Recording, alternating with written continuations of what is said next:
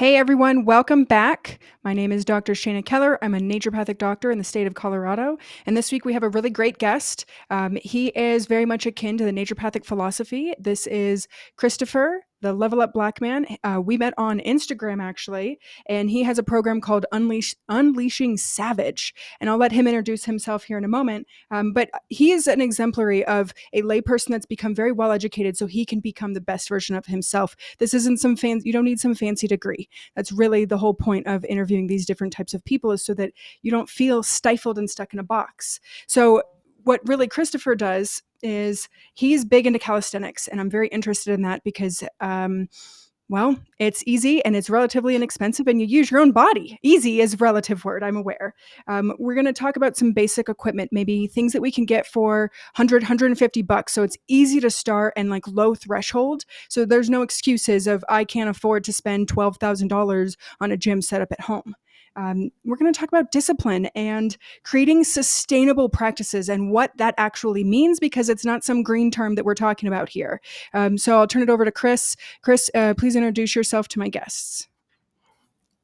Yeah, so my name is Christopher Ryan. I go by Level Up Black Man on Instagram. And I would consider myself to be a mind and body elevation coach. And um, my philosophy is really to promote health and fitness and general wellness by reconnecting with nature and kind of questioning and challenging some of the norms that we live with in modern society, and really looking backwards and seeing how we can learn from the people who came before us. And so I do that Mm. through body weight workouts or calisthenics, as well as what I call ancestral eating, and also just general lifestyle changes that can, small changes that can make big impacts. Yeah, exactly. And those are the sustainable changes that I like to talk about, that 1% better. Just a little bit every day, a penny's worth more than no penny, is the way I explain it to my patients. And, when we make these small changes, it creates a lifetime effect of benefit. And then also, okay, we made these changes, and then maybe our brother or our cousin or our mother or some random person on the street or our followers on social media are like, wow, if he can do it, if she can do it, I can do it too. Like, it creates that ripple effect. And I really love that philosophy of 1% better. So, Christopher, what exactly are calisthenics and body weight exercise? So calisthenics, um, I believe the ancient Greek, it comes from the ancient Greek words kalos, which means beauty or beautiful, Mm, and stenos, which means strength. So in a way, it's kind of a translation from ancient Greek, meaning beautiful strength. mm, Um, but it's in the simplest terms, it's basically using your body for resistance training. So using your body to build muscle, to build strength. Um, I think when a lot of people think of calisthenics, they're probably thinking of like what you might see people in military boot camp doing. So jumping jacks and air squats and things like that, which technically I guess is calisthenics, but it's also an art form mm. that has many levels to it. So, explaining probably the easiest way to explain it is if you look at men's gymnastics, like in the Olympics, and you see them on the rings or something like that doing these incredible displays of strength, that is very akin to calisthenics, except in the calisthenics world, we're not being graded like a gymnast on like Mhm. really technical movements and things like that. It's a little bit more free form, but a Right. bit more of a self expression. Right. Yeah. And one of the things I really love about the practices you share is they're a little more functional as opposed to like weightlifting and these other things. So, the example I've heard is like you drop something and it's goes under your car, the ground is wet and you're going for a job interview. Do you have the capacity to grab that thing and not get your outfit dirty? And if you practice calisthenics and you're doing these really interesting, more natural movements using all four of our limbs and not just things static, you have the capacity then to go and grab that thing and keep your outfit looking good. I know that seems so silly, but that's bare basics for those of us that are still young. But what about things like grip strength? grip strength is a very important factor. And I'm sure you know this, that if we cannot hold on for 90 seconds on a bar, our ability to live goes down substantially. What did the data call it? All cause mortality goes up substantially if you cannot hang for 90 seconds. And so I'd be really curious, one, what you know about that and how long it took you to build your capacity, if that's a measurement that you used. Yeah, so one really good thing about calisthenics is you naturally will train a lot of things without doing it intentionally. So Mm-hmm. I never am like, I need to improve my grip strength, so let me do grip strength workouts.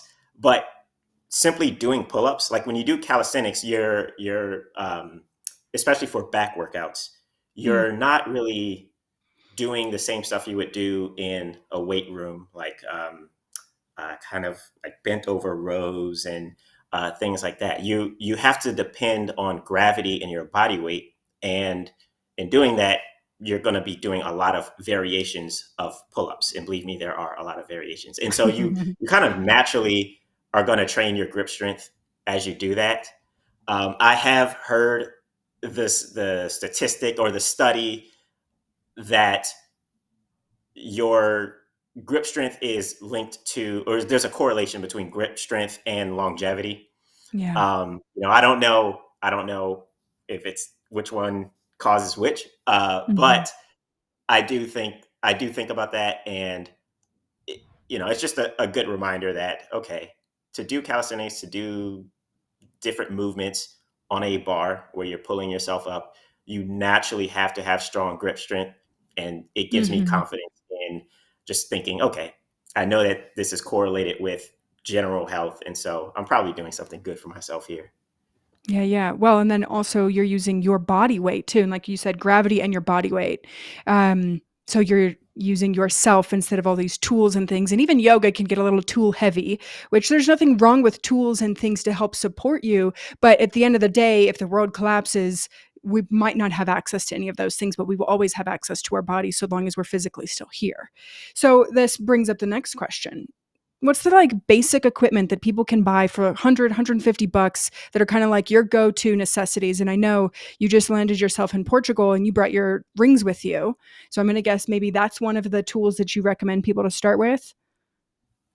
Yeah. So the number one most important tool is yourself, your body. Mm.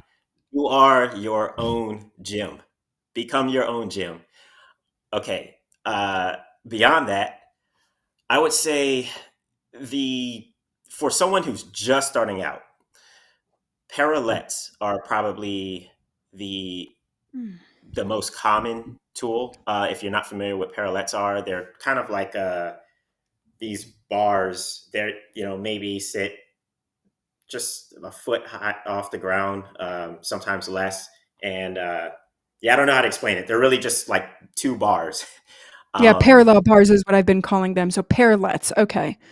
Yeah, so parallel bars, yes, parallettes are basically just a miniature version, portable version of parallel bars. A lot of gyms will usually have parallettes. You can get them on Mhm. Amazon for probably for easily under $50. You can go a little bit more if you want something a little bit more fancy. So parallettes are probably the first thing that a lot of people start off with because when you use those, it helps with your range of motion. You can get a little bit more range of motion when you're doing certain like pushing movements with them. And then another big one is calisthenics is very hard on the joints.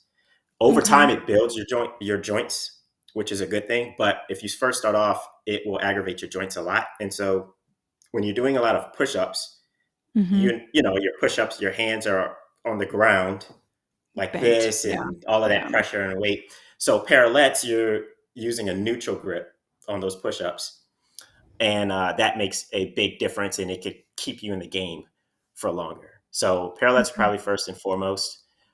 Gymnastic rings are helpful. They are very portable. They travel really well, and if you don't have a means to pull yourself up, then gymnastic rings come in handy because you can just like throw them on a tree branch or Ooh. like if you're in a parking garage, a beam or some sort of structure overhead, you can hang the rings off of those and turn Mhm. that space into your gym. And then the last of the most important pieces of equipment is a pull up bar. So most people, like if it's in your home, most people probably don't have a pull up bar in their home. Mhm. And if you don't have reliable access to a pull up bar, like a park nearby or something like that, then you'll definitely want to have one of those. Okay. Yeah, and that's easy. I was doing a little like looking at prices on things, and each one of those things about 40 to 60 bucks for each of those pieces. So let's just say 150 bucks, and you can have a complete gym for pushing, pulling. Uh, what are the other motions that are important that we need to make sure that we're doing in our body? Um, Pushing away. What are they? There's like six of them or something. yeah, yeah. There's it's pushing, pulling. Mhm. There's like hinging and all kinds of things. Hinging. But I really just I keep it as simple as possible because I don't consider myself to be like a trainer or a physical therapist or like have like advanced knowledge in anatomy in that way. Okay. Okay. But I just like to break it down into you got pushing movements, you have pulling movements, and then you have your legs. And there's usually kind of two when you're pushing up, out, or down. When Okay. you're pulling usually down or straight back. Okay. And then with legs, there's just kind of like your squatting movement where you squat, or that kind of hinging movement, or I don't know, like if you're doing a glute bridge or something like that, where you're Right. engaging the hamstrings and glutes and all of that. So yeah, Yeah, sometimes keeping it simple is definitely easier, and that's one of the things I do appreciate about your approach is, like, it reminds me to be a little more concise and keep the words simple because not everybody is going to understand as much as I like to nerd out about things, and that's not the patient population I see either. I work with a bunch of farmers and ranchers, and most of them are, like, 4th generation, they've been doing it for a while, and education was not a priority, which there's nothing wrong with more or less education, and sometimes simple is just so much more easy for us to understand, right? Um, okay, so basic equipment. We talked about motions. Um, Rings. What I really liked about the way you were talking about rings is think about what you have available to you. If it's a parking garage because you live in an apartment, if you have what about like a porch if you live in an apartment? Is that strong enough to like use that to be able to pull yourself up on? Like one of the little yeah. railings? I mean, it really depends. Sure. Um, the Getting good into a thing little is that engineering. yeah, I mean, the good thing is that the human body, despite what people may feel about their weight, when you're dealing with structures, the human body is usually not that heavy compared to like the loads that structures are designed to carry. Right. And so you may have seen in my recent Instagram post, I was using rings inside of an Airbnb, and I just kind of wrapped them around like these wooden beams, really. Mhm. Um, and I mean, it's more than it could probably hold three of me. So most places or most structural entities in a home or around a home can do a pretty good job of supporting human weight. Probably with the And we will exception of not like hold anybody liable if something does happen, but, yeah, like, yeah, don't yeah, the whole point, though, is that don't limit ourselves and think outside the box, and we don't need big fancy equipment. We don't need all of these things. Let's use what we have, and that's one of the principles that's really important to me as a naturopathic doctor is what's in your house? What can we use right now to help you solve this problem? And this is that thinking. Let's be more sustainable, not spend more money, not have to build something, although if you wanna do that, great, right? Making this really yeah, accessible because working out can be so inaccessible for a number of reasons, mental, emotional reasons, financially. the clothes, people that are wearing things interestingly at the gym, etc. What have you kind of found are some of the main reasons people make up, or excuses and reasons why people feel that they can't or won't exercise? Okay, so there are we need an 8 hour podcast if I'm going to talk about all of the excuses. So the excuses are plentiful, and they are abundant in variety. Mm-hmm. So yes, you have.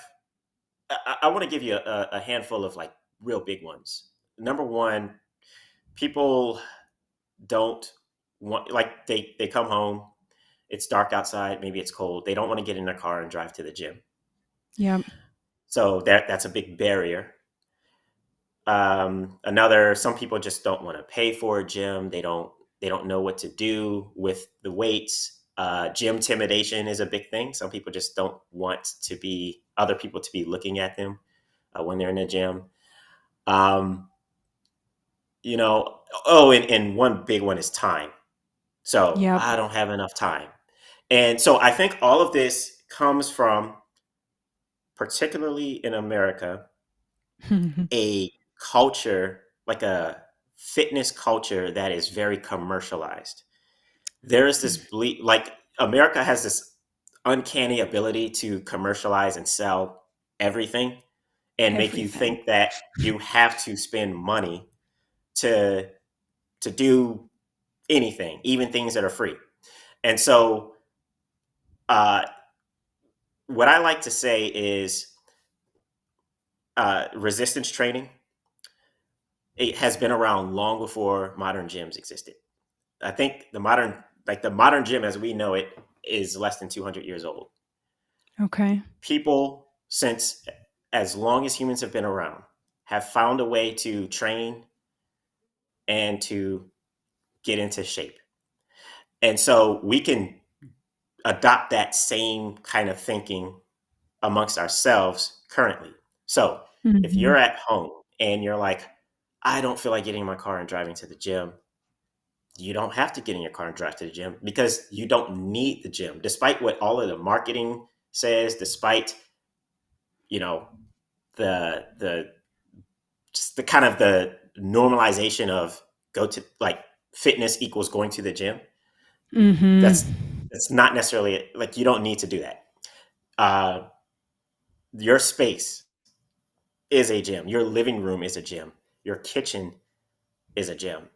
You know, and so when you change that kind of thinking, you eliminate that barrier that's between Mm-hmm. you and the workout. You no longer have to worry about people staring at you if you are intimidated by that. You don't have to worry about, am I doing this workout right, if you just drop down and do some push-ups in your living room. So yes, all of the Yeah. excuses ultimately come down to a barrier that exists between that person in their current state and usually getting to a gym or some sort of fitness facility.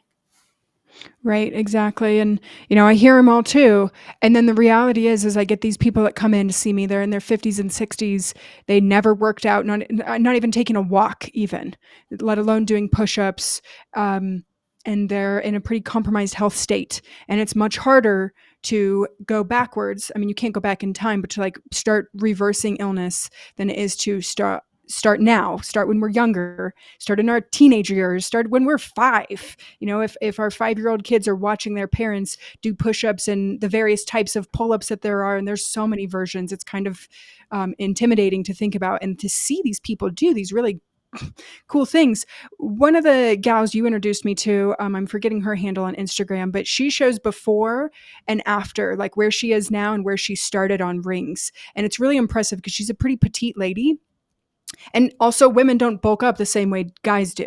That's the benefit of having like extra testosterone. um, and she shows before, and like she's like on a ladder, like trying to hold onto the rings, and she can barely do it. And then it's like, okay, and I don't know how much time has passed since then, but like to show that progress, and it's just a little bit every day of like, I suck, I suck, I suck, and oh my god, now I can do it. right? And so that's the discipline practice. So like how do we move people from all these barriers, all these perceived barriers, because that's really what they are. Because you everybody has 8 minutes that they could sit down and do something for 8 minutes, even if it's 2 minutes 4 times a day. We just this is the problem in like 99.9% of the cases, in my opinion. How do we start going from I suck to okay, now I'm feeling good about this because I'm starting to see progress? Like, what's kind of the timeline you typically see for people? Okay, so I don't really like timelines in this regard. I Okay. like having a mindset shift. So, what I say is we overestimate. This is just natural human tendency. We Mm-hmm. overestimate what we can accomplish in a day. We underestimate what we can accomplish in a year or a lifetime. Mm. And so, whenever we do anything, starting something new, we want to see immediate results.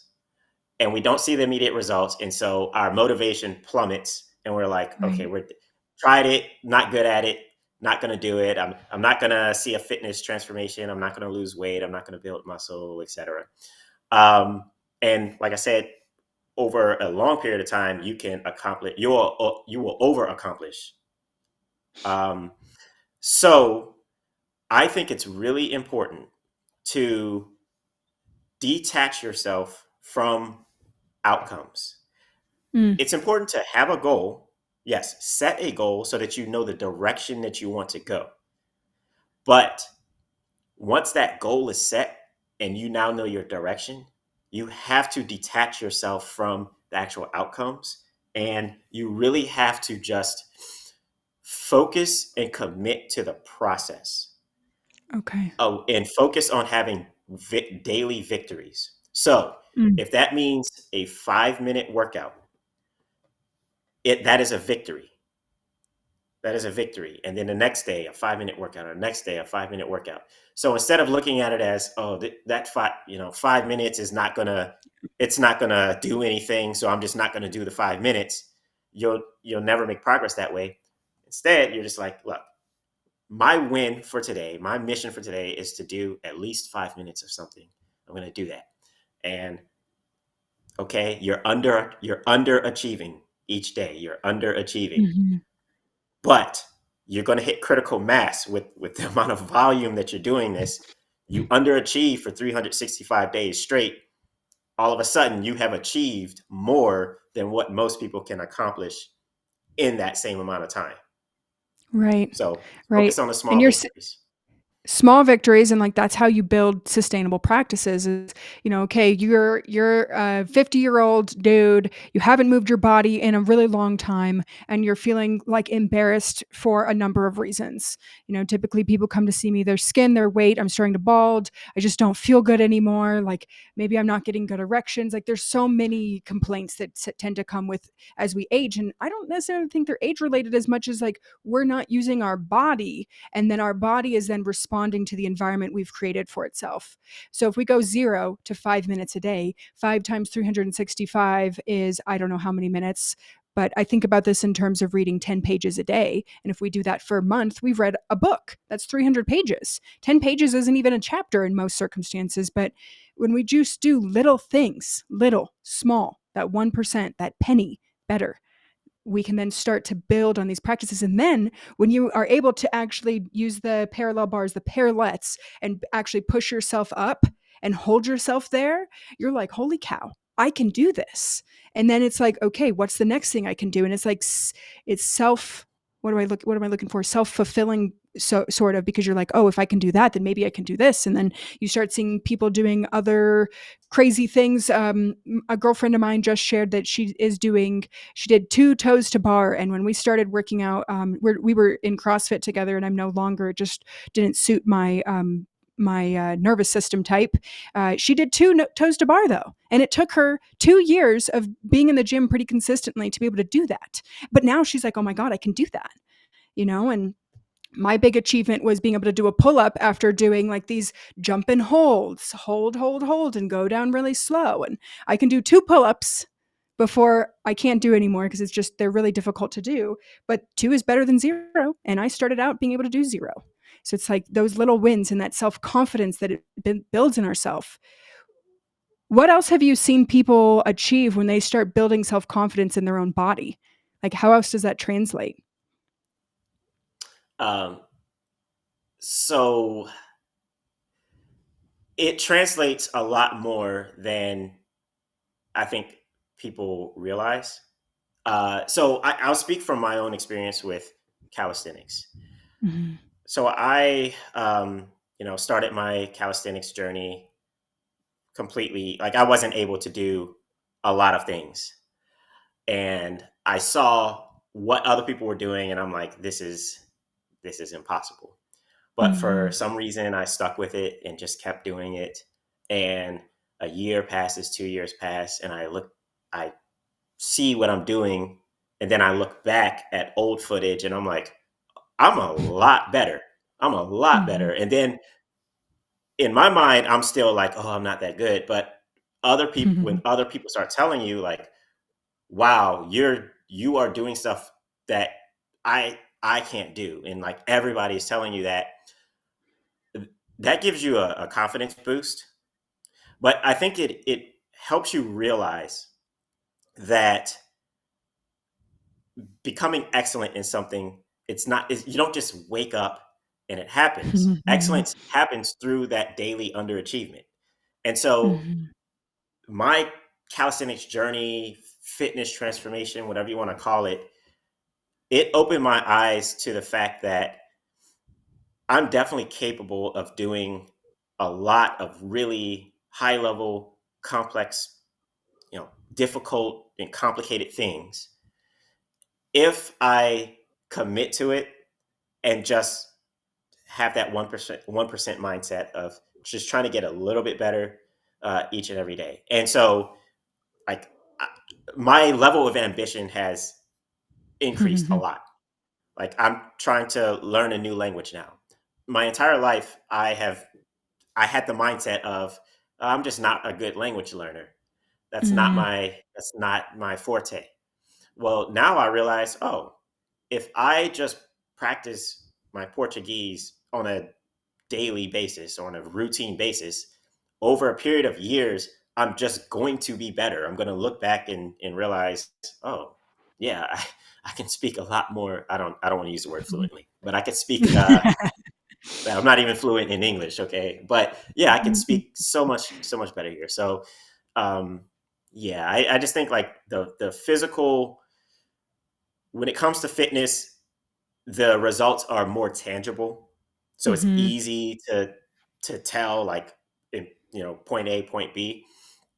But when you have that sort of journey, I think you have a better sense of what it takes to achieve other great things. Mhm. That combination of time and consistency, and yeah, you can accomplish so much if you want to. Mhm. Yeah. Well, and what you just shared is that it's not just the physical body experience, it also gave you confidence to then learn a new language and kind of shift your mindset around that too.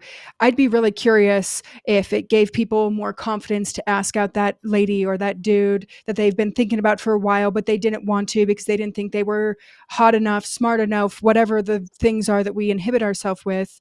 Also, maybe taking that risk to, go from your 9 to 5 and run your own business, or um, maybe join some other like activity. Maybe you like decide you want to race cars, or something else like that's like you never thought that you would be able to do. Because it's like that thing you said. It's like what we think we can do in a day is often way more, or excuse me, way less. But what we think we can do in a year is often we under expect ourselves. And I know that that's true for me. Like I did better in business last year than I thought, and I was like, holy cow! Like okay, well there's a bar there then. And the more that we build self-confidence doing one thing, showing up, what are you calling it, underachieving every day? If we underachieve every Yeah, day, but at least we're doing underachieving every day, as opposed to never.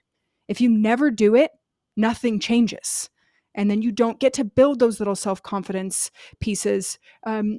there was a thread I commented on, and someone was like, "Oh, well, how did you have the self confidence to do something?" And I was like, "By doing little things every day for myself."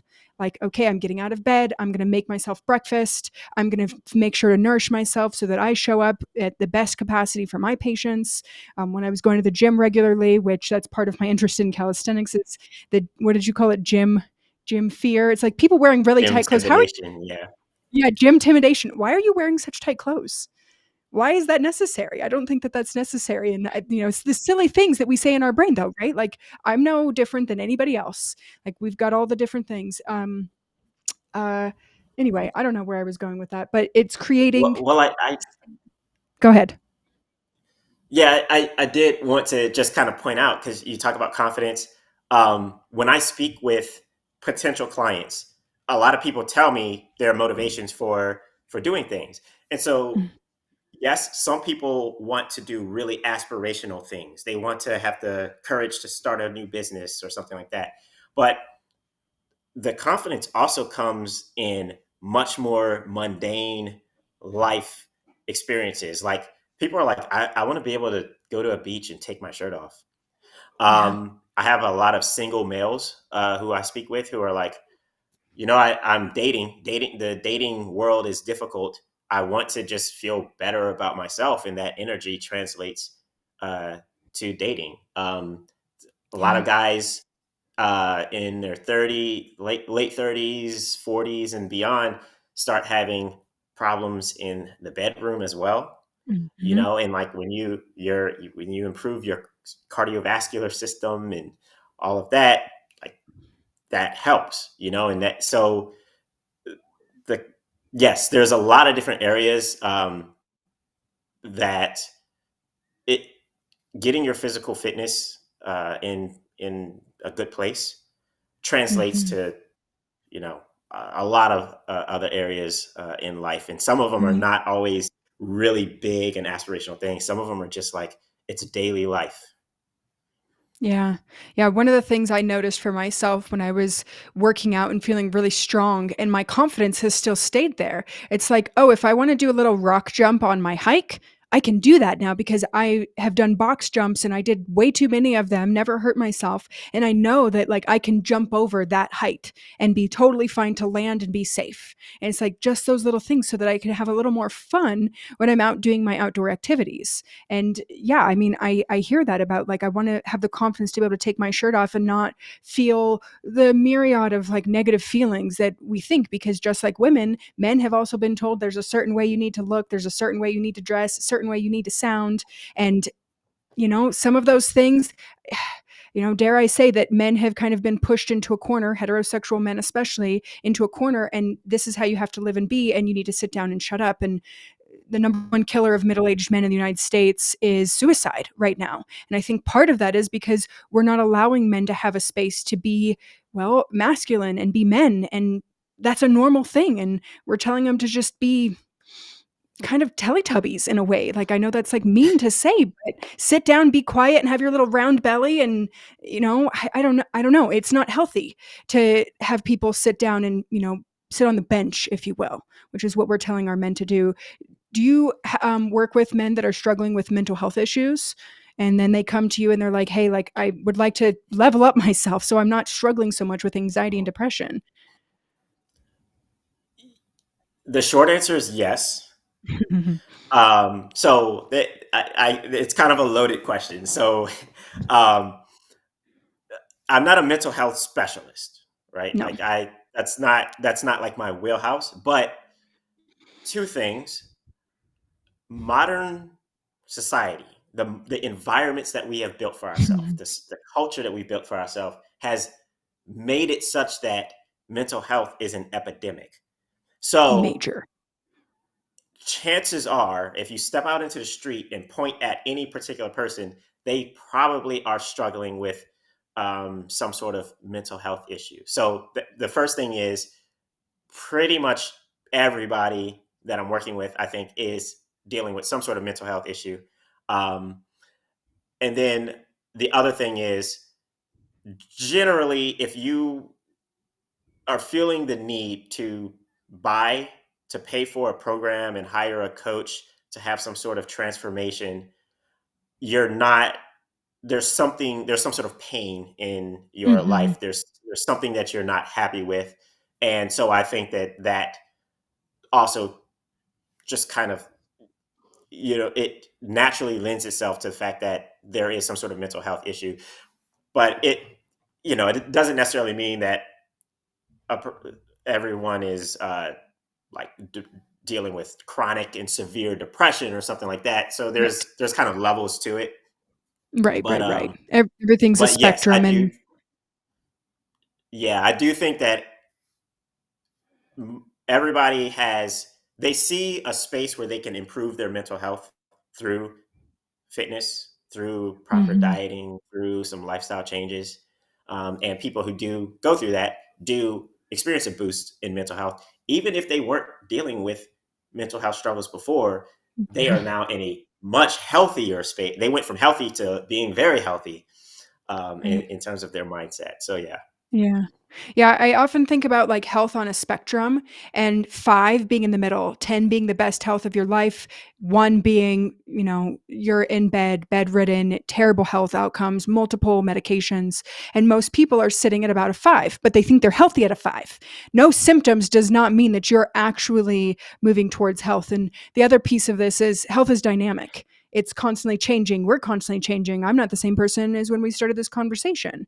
Like, that's part of being a human, is allowing this dynamic component, which is what I really like about calisthenics. Is we get to use our body in all these different ways, and you don't even have to know and understand anatomy. You can just start moving and, like, oh, that feels good, and oh, that's really hard to do, and oh, that's really easy, and you can kind of start to build that feedback in your own mind and say, I need to work on these things because I noticed that doing that exercise I got really shaky. Instead of being offended by that, you can use those as feedbacks and say, okay, I need to work on these things I do well, and I'm going to continue to get that 1% better.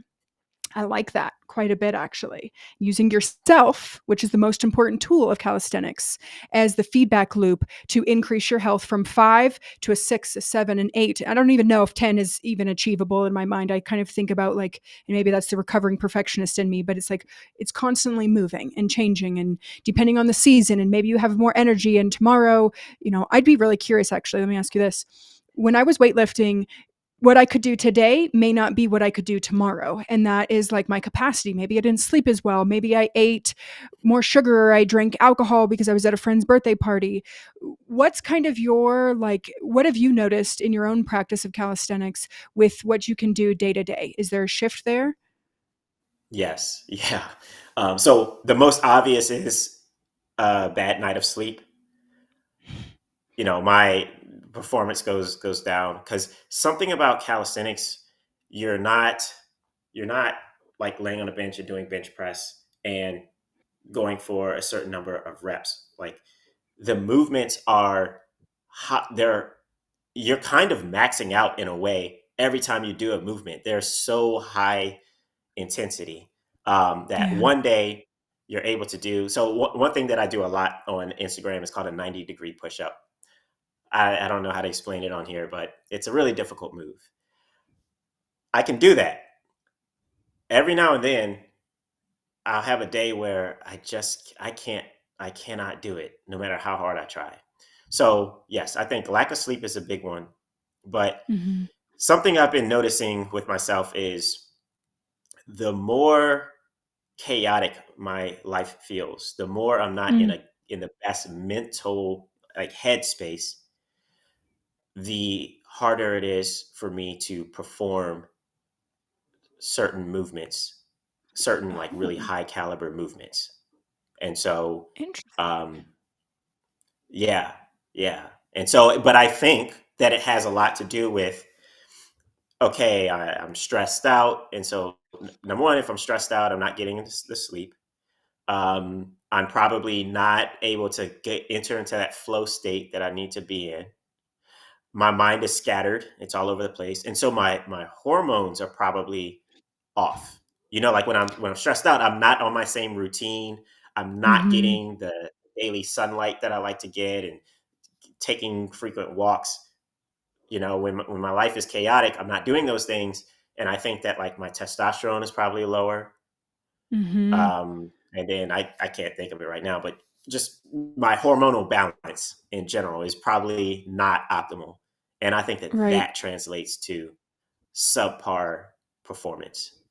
Right. I mean, that makes sense. And, in this particular category, a lot of people think about hormones as like, oh, estrogen, testosterone, progesterone. But there's cortisol, there's all these other hormones that affect our digestive system and insulin. And, what I've seen with my patients is when people get crappy sleep, which is very common in the United States, people think, I'll sleep when I'm dead. No, sleep is first. Sleep is first priority. Unless you're a new parent, that's the only excuse that I find to be viable. Like, we need to be prioritizing sleep. Insulin is the thing that I see clinically be most interesting about not sleeping well. When we don't sleep well, oftentimes our cortisol is higher, but oftentimes I see people that have been so high cortisol that their cortisol is actually low in the morning. And then what happens? We sleep like crap. Our food choices end up being those things that make us feel better immediately, which tend to be like pastries and donuts and simple carbohydrates that give us that immediate gratification, but then that like plummet later. And we don't exercise as much and we're a little bit grumpier, and maybe we're not making these other choices. You're off your routine. Exactly. I think blood sugar is going to play a pretty big role in there, as far as insulin and that stress response. Just understanding that hormones are not just one thing. And again, things are dynamic. When one hormone is being wacky, the rest of the hormones are going to be compensating in their own ways. And, that could be we'll save that conversation for someone that's an endocrinologist or hormone specialist, because that's a little complex even for my brain sometimes too. Um, okay. So we've talked about some really good stuff up to this point, making calisthenics really accessible. And that's what's most appealing to me about it is, the financial burden that people have in freaking everything. And food has gotten outrageous in the United States. And I know when we spoke last, like, we really resonated with the way that we eat, and eating in seasons, and we'll just touch on this briefly, is something that I think is really important when we can do that. And obviously, if you're sourcing from a farm where you live or a ranch for your animal products, meat and eggs and stuff like that, those are things that are high protein that, you know, despite what some of the latest dare I say, scientific propaganda has to say about those things, when you actually take a deep dive, it's like protein slurry. And I don't know about you, but my steak is not a protein slurry. So, kind of give us the gist of like, when you say ancestral eating, what does that mean to you? So the simplest way of explaining ancestral eating is imagine yourself on the planet maybe 3 or 4 thousand years ago. We can go back farther if we want. What foods would you have been able to eat? Okay. You would have been able to eat animals, whatever you've killed. So that could be mammals, things like that. It could also be fish, birds, you know. Um, it dairy, uh, you know, but this would be unpasteurized. Like it's not processed. Like you can't. Yeah, If you raw. were on a planet 3,000 years ago, you weren't pasteurizing your dairy. You were just getting it straight from the whatever you had, goat or or whatever it is. Mhm. You would, so milk, but you also might be able to churn some butter. You could probably ferment that dairy. So minimal processing, but using pretty Mhm. natural means to process that food. um, so yeah, like the simplest way of explaining it: transport yourself back in time. What would you have been able to eat with the means and skills um, that you have? And Right. that's pretty much going to give you a ancestral diet that is primarily whole foods, minimally processed foods. Yeah. And yeah, and I mean we can go into more detail on the specifics, Yeah. but that's like a simple way of looking at it. Yeah, like anything, well, an apple doesn't say on the label that it's good for you. And yet, you buy almonds from the grocery store, they say, oh, heart association approved. Not that I'm saying almonds are bad for you, because I do think nuts have a place, but anything that has a label that's telling you it is or is not good for you because of this reason or that reason, that label was bought. That's just the harsh reality of it. The way that I have my patients think about it is, could your great great great great grandparents recognize what you are putting into your mouth? And I'm sorry to say, Takis don't fit that bill. And I really don't fully understand why like the craze is with these like ridiculous blue pigments that don't exist in nature. Like blueberries aren't even blue. Like I can't think of a single thing in the natural. Okay, indigo. Indigo is blue, but we shouldn't be eating things that are indigo in color. That's for our genes. Like literally, that's the same material that our genes are. And yeah, cutting out the ultra processed food. Study last year that just came out that said if you can get 91% of your USDA nutritional needs, so really using the reductionist approach, if you eat ultra processed food every day for all of your meals. And while I can appreciate that, that food also provides information. And, I'm not against having processed food periodically from time to time, even on a daily basis, but it should not make up the majority of your diet unless there are extenuating circumstances, right? Like thinking back to some of our native communities that don't have access to running water or electricity, or people living in really impoverished parts of the world, including in the United States, which there are some people that don't have running water and electricity, and not just those on reservations. So we need to keep that in mind and accessibility. But we're talking about the average American that does have access to refrigeration and electricity. And cooking when I was growing up was way cheaper than going out. And now all of a sudden it's like commonplace for people to go out for a meal a day, sometimes 2 meals a day. That's really expensive, but it's the time. See, that's the same thing about I don't have time to exercise. You can really make a quick meal. Throw some steaks on a pan, throw some yams in the oven, throw some frozen green beans that have already been chopped up into a pan and boil them. Done. You have a meal that took you maybe 5 minutes of prep, and you can have a beautiful Whole Foods meal in about an hour because the yams take a little while to bake. Like we don't have to make this be rocket science. And I think we're so used to people telling us it's the same with gyms. You need to go to the gym and you need to look this way. You need to do your food this way. And it needs to have a paleo label and all this crap. It's like, no, keep it simple. Do your great, great, great, great grandparents recognize that the shit that you're putting in your mouth? No? Probably don't put it in your mouth then. Like, we're really, yeah. Anyway, that's kind of in line with what you're I thinking. understand your frustration. I get it. It's frustrating. It is. And, keeping that financial component and like accessibility in mind is something I try to do for my patients. And, I don't work with people that are super impoverished. I don't take insurance. And so that kind of limits the people who have access to me. And, maybe that's one of my issues, but also like, I have to be able to pay my bills too. Like that's the harsh reality of life. Like we live, I have to be able to work and enjoy my life and pay for my bills. And that's just how it goes. And I'm grateful for the work that I get to do because I do get to see people transform their type 2 diabetes, their high cholesterol, their high blood pressure, their Barrett's esophagus, their chronic sleep deprivation and stress response, their burnout response get reversed. Their menopausal hot flashes without medications. Like, again, were medications available to us 200 million years ago if we even existed back then?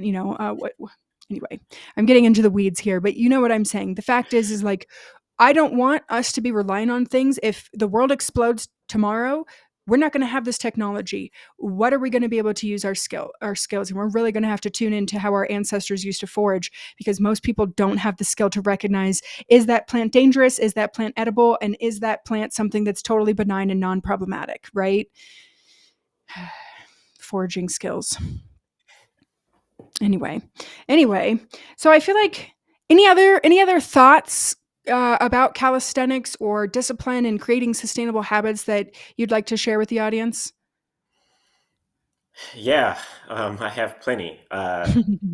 One is that calisthenics, one reason why I really like calisthenics and I promote it, even if you lift weights or do something else, I think everyone should incorporate some level of calisthenics into their program, is because uh, outside of building muscle, outside of the results, I'm a big fan of self-reliance.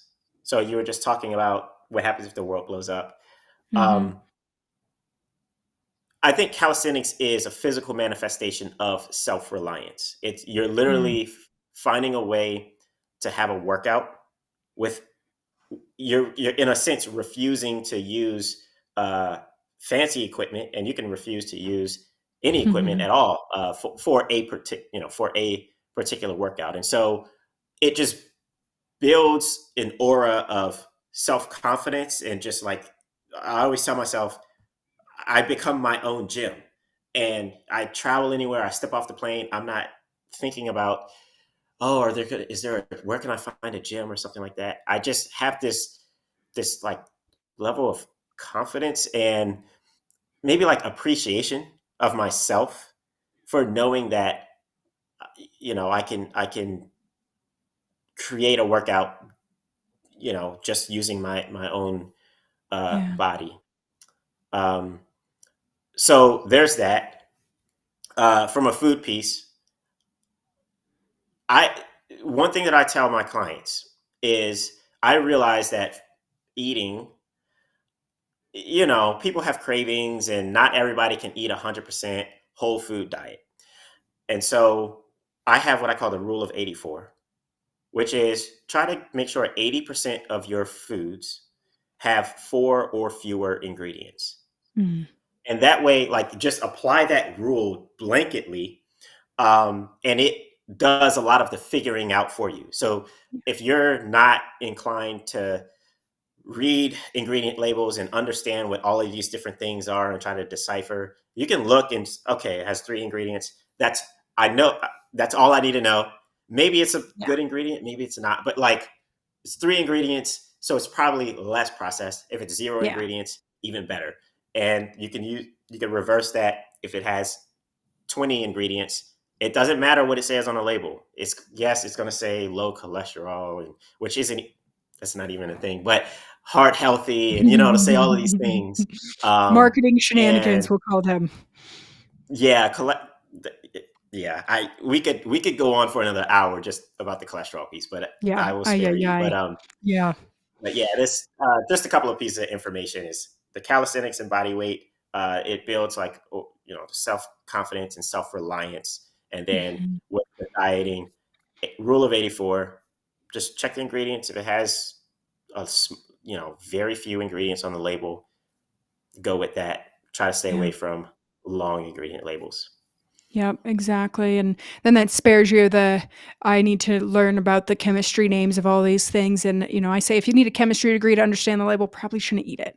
It's just generally the gist, but I like that 84 because then it gives room for that moderation and flexibility and preventing binge eating, which is a major problem, or excuse me, disordered eating, from people like, "Oh, I'm gonna do this for 30 days, and then I'm not gonna do and then I'm done, right?" It's like, no, this is building those the 1% habit is what we're trying to build here, those underachieving goals every day so that in a year you can look back and be like, dang, I did not think I would be able to have the capacity to do that at the end of the year. So if you do decide to go down this journey, maybe take a picture of yourself and see and like also monitor your progress because you will be pleasantly surprised by your ability and what you can actually do despite what the voices in your head tell us. So we talked about what calisthenics is, and it's what did you call it? Uh, Beautiful strength. Beautiful strength. That's right. So it's Yeah. using your own body, creating self reliance on yourself and yourself only, so that when you do travel or you go see family, there's no excuse for, oh, there's no gym. I don't have to do anything today. Well, if that's what you want to do, great. Or you can underachieve and do 5 minutes and feel good about yourself that you did this thing and in 5 minutes every day. We talked about basic equipment, and you can get this equipment for about $150. The most important one is your own body, which is free, if and technically speaking. The parallettes or parallel bars, rings, which you can think outside the box. You don't need like some crazy equipment. You can throw it over your banister at your home, and then a pull-up bar. That way, you have the capacity to pull yourself up and practice those pull-ups. And know that like that 1%, you may not be able to do a pull-up immediately, but after a year of working and a year of practicing those different exercises, you then might be able to. Especially speaking to my ladies, because I know men typically they have different strength, and where their strength is held in their body is different than in the female body. And that discipline, that 1%, we've said this number of times, that underachieving goal. So Christopher, where can my followers find you and start following you and get in contact with you if they'd like to work with you?